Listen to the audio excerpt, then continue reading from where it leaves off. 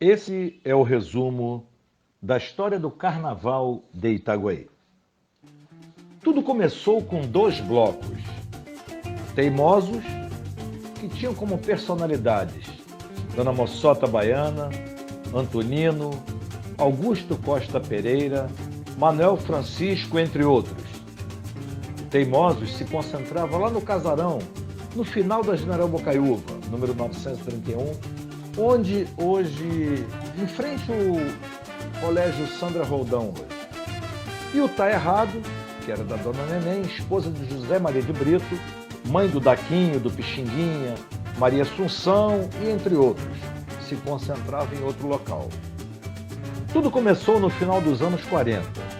Esses 2 blocos se encontravam para a famosa discordância. Era uma coisa combinada entre eles. Um rasgava a fantasia do outro, mas amigavelmente. E depois seguiam juntos para o baile que acontecia no Cineminha, onde hoje, logo depois da prefeitura, funciona a Policlínica do SAD. Nessa época, a Rua General Bocaiúva concentrava os acontecimentos de Itaguaí, pois ainda não existia o Itaguaí Atlético Clube. Depois, no início dos anos 50, veio a escola de samba da Dona Moçota, que ensaiava no terreiro da casa dela e fazia nos carnavais a alegria dos foliões. No final dos anos 50 e início de 60, surge a escola de samba Unidos de Itaguaí do saudoso Geninho, que tinha como presidente e também fundador João Virgílio, que por ironia do destino era o esposo da Dona Moçota. Entre os destaques como compositores estavam o Flavinho e João Vanderte, esse que ainda está entre nós. As 2 escolas, dentro das suas limitações para a época, claro, faziam a alegria dos primeiros carnavais de Itaguaí. E ao se aproximar do carnaval, os componentes de uma agremiação não podiam ver os preparativos da outra, como acontece até os dias de hoje. Porém, elas desfilavam sem competição, apenas para a diversão dos foliões da cidade. Com o passar do tempo, todos se uniram e permaneceu apenas o Unidos de Itaguaí, que chegou a realizar os seus ensaios e bailes lá no Cineminha para arrecadar fundos para organizar os seus desfiles. Porém, no final da década de 60, a escola também se findou. Mas o carnaval de rua ganhava muita força na cidade. Então surgiu o Bloco da Burrinha, que ficou muito famoso, e o Bloco da Mamona.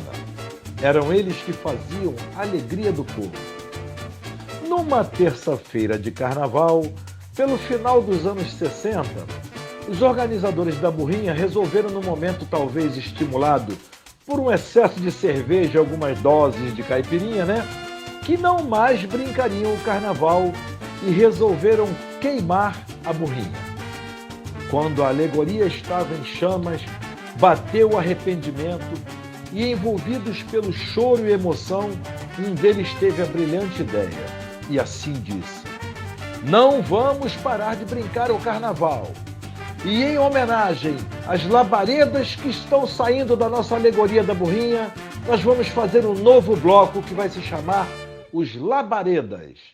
Bloco que logo cresceu e caiu nas graças do povo.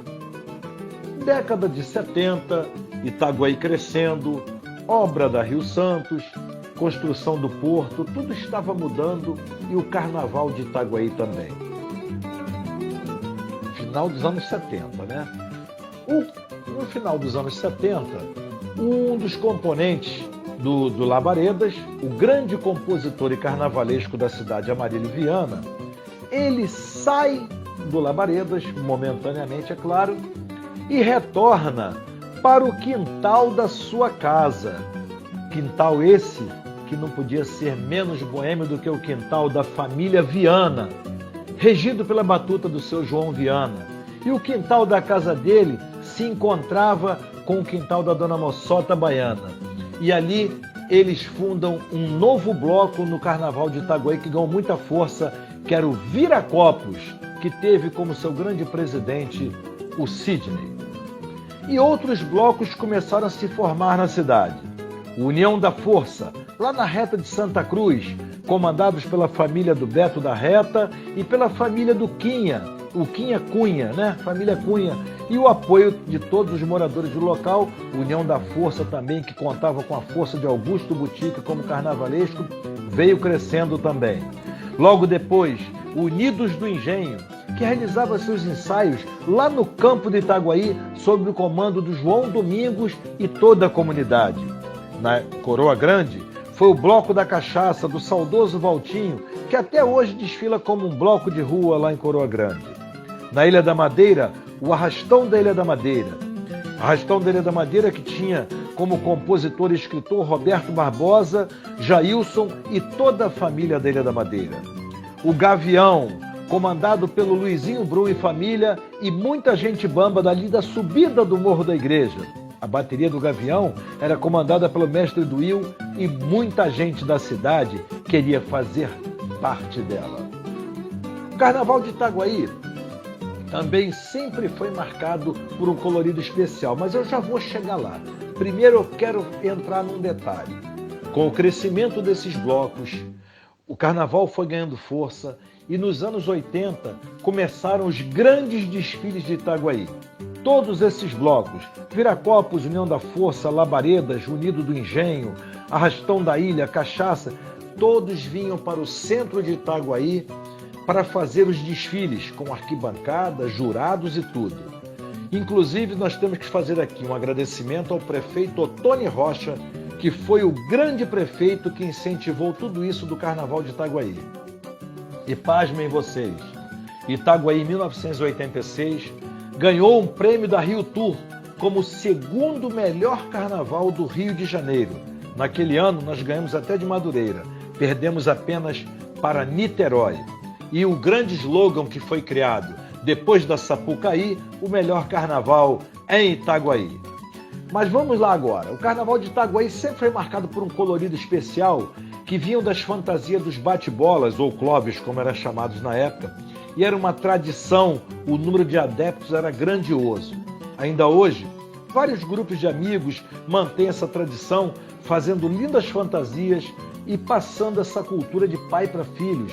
Algumas turmas são o Velha Guarda de Itaguaí, Sem Limite, Explosão, Atura ou Surta, Sensação, Elite. Deve ter algumas novas que eu também não tenho conhecimento ainda, mas quero aqui registrar e dar os parabéns a essa galera que mantém essa tradição, e eu também já tive o privilégio e o prazer de sair muitas vezes de bate-bola no Carnaval.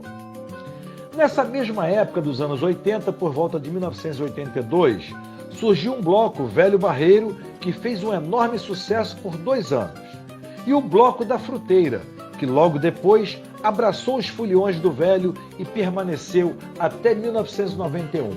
O Bloco da Fruteira recebeu esse nome, rendendo homenagem ao Bar Tutti Frutti, que permanece até hoje na Rua General Bocaiúva, sob a direção do Marcelo Cabeção. Bar esse que era o ponto de encontro dos crias de Itaguaí. Também teve a Banda do Barão, que saiu por 2 anos. Era uma banda familiar, que uma galera da família Cicarino organizou. Ela saía ali de frente do chafariz e vinha em direção à praça.